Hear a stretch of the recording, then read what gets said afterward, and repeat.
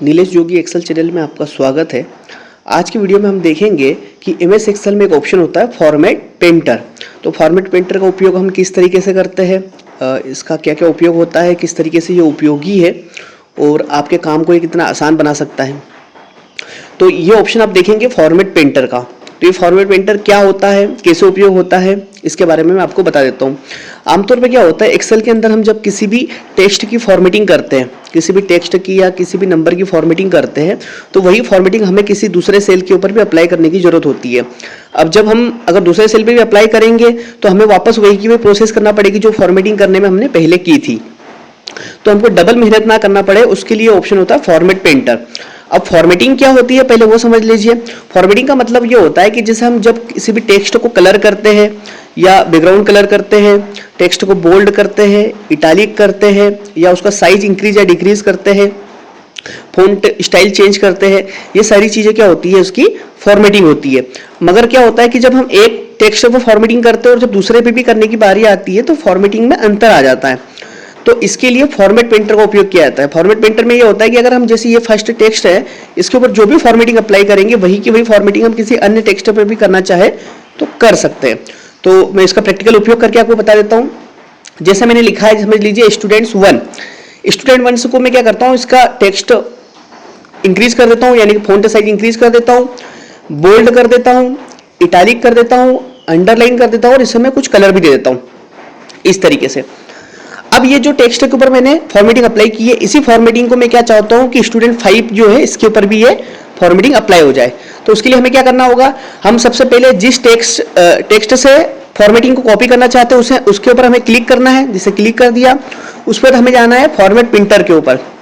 Format painter के ऊपर जाकर हमें सिंगल क्लिक करना है। जैसे ही हम सिंगल क्लिक करेंगे तो हमारा जो माउस का कर्सर होगा वो ब्रश में कन्वर्ट हो जाएगा, ठीक है। और जिस भी टेक्स्ट के ऊपर हम फॉर्मेटिंग अप्लाई करना चाहते हैं उसके ऊपर जाके हम क्लिक कर देंगे। जैसे हम क्लिक करेंगे तो आप देखिए सेम फॉर्मेटिंग, जो फॉर्मेटिंग यहाँ पर हमने लगाई थी वही की वही फॉर्मेटिंग यहाँ पर आ चुकी है।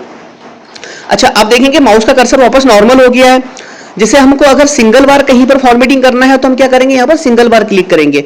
अगर हम चाहते हैं कि हमें 2-3 टेक्स्ट के ऊपर अलग अलग इसे फॉर्मेटिंग को अप्लाई करना है तो उसके लिए हम क्या करेंगे, हम फॉर्मेट पेंटर के हम टेक्स्ट के ऊपर क्लिक करेंगे और फॉर्मेट पेंटर के ऊपर डबल बार क्लिक करेंगे। 2 बार क्लिक करना है आपको। जैसे ही आप 2 बार क्लिक करेंगे तो उसके बाद आपको फॉर्मेट पेंटर एक लंबे समय के लिए मतलब एक्टिव हो जाएगा जब तक आप उसको स्किप नहीं करेंगे। तो जैसे मैं समझ लीजिए ये स्टूडेंट 3 को क्लिक कर देता हूं, देखिए अभी ब्रश वैसा की वैसा ही है। मदर 3 को क्लिक कर देता हूं, देखिए ब्रश वैसा की वैसा ही है। फादर 3 को क्लिक कर देता हूं।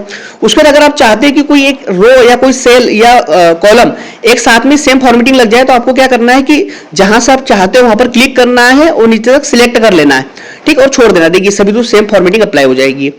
इसकी फॉर्मेटिंग को वापस हटाने के लिए, यानी कि जो फॉर्मेट पेंटर है उसको नॉर्मल करने के लिए आपको आपके कीबोर्ड से एस्केप की प्रेस करना है, या तो फिर आप फॉर्मेट पेंटर के ऊपर वापस जाके क्लिक कर देंगे तो भी आपको जो माउस का कर्सर है नॉर्मल हो जाएगा। तो इस तरीके से हम क्या कर सकते हैं, फॉर्मेट पेंटर का उपयोग कर सकते हैं। और अगर हम नंबर फॉर्मेटिंग के ऊपर भी चाहते हैं तो भी कर सकते हैं। जैसे मैंने समझ लीजिए कि ये डेट ऑफ बर्थ है तो देखेंगे आप इसका फॉर्मेट शॉर्ट है, मैं इसको लॉन्ग कर देता हूं। देखिए लॉन्ग कर दिया। अब यही फॉर्मेटिंग मुझे नीचे भी चाहिए तो मैं क्या करूंगा, यहां क्लिक करूंगा और फॉर्मेट पेंटर पर क्लिक कर दूंगा और जहां पर मुझे चाहिए उतने एरिया को सिलेक्ट कर लूंगा। देखिए वहां पर भी अप्लाई हो चुकी है। बहुत बार जब हम डेली वर्क करते हैं, हमारा ऑफिस वर्क करते हैं, तो वहां पर हमें इसकी जरूरत पड़ती है कि हमको एक ही फॉर्मेटिंग को सभी अप्लाई करना होता है। तो जैसे हमने एक जगह पर सही कर लिया, एक जगह पर फॉर्मेटिंग लगा ली और फॉर्मेट प्रिंटर पर क्लिक करने के बाद नीचे तक उसको सिलेक्ट कर लिया, तो जहां जितना एरिया आप सिलेक्ट करोगे उतने सभी एरिया में क्या होगा, सेम फॉर्मेटिंग अप्लाई हो जाएगी। तो इस तरीके से फॉर्मेट प्रिंटर का उपयोग कर सकते हैं। आशा करता हूं आपको वीडियो समझ में आया होगा और एक्सेल सीखने के लिए हमारे चैनल को सब्सक्राइब करें, अन्य लोगों के साथ वीडियो को शेयर जरूर करें। धन्यवाद।